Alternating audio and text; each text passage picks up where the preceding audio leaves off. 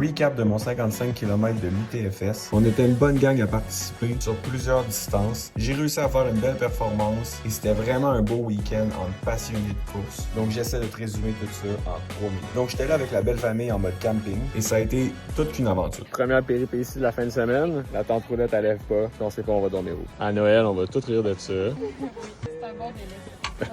Le corps principal pour lever la tente roulette était sectionné. Pendant que tout le monde travaillait là-dessus, évidemment, j'étais allé faire une shake-out run. Ça va être chaud, humide, mais c'est vraiment beau. Et là, il faut se rappeler que c'est quand même un bon problème parce qu'il faut se lever à 3 h du matin. Update, on est rendu tout le camping à essayer de monter la tente roulotte. On monte des tentes de sûreté. Il est rendu 9 h, on n'est pas encore couché, tout va bien.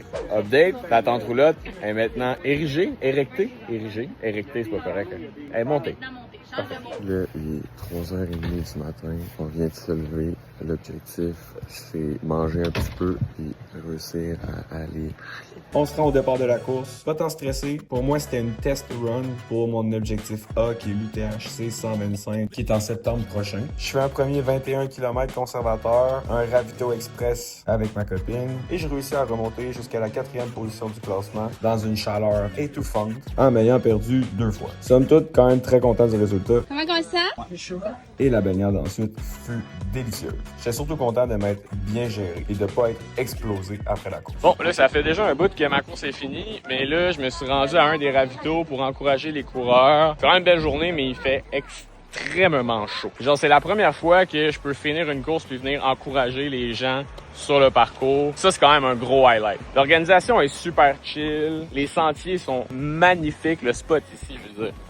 Checkez ça. C'est quand même crazy. Fait qu'il y a des sections plus techniques, il y a des sections plus roulantes. Un beau mix des deux. Go les girls, il en reste pas long! Ce qui est quand même malade aussi, c'est que l'événement finit dans le camping où est-ce que, j'ai pas réservé les terrains, les filles ont réservé les terrains, mais où est-ce qu'on a réservé les terrains. Fait que littéralement, genre, notre tente roulotte est là, la roulotte est là, puis l'arrivée est là. C'est parfait. Je dois dire que l'ambiance post-course, c'est quand même un bon vibe.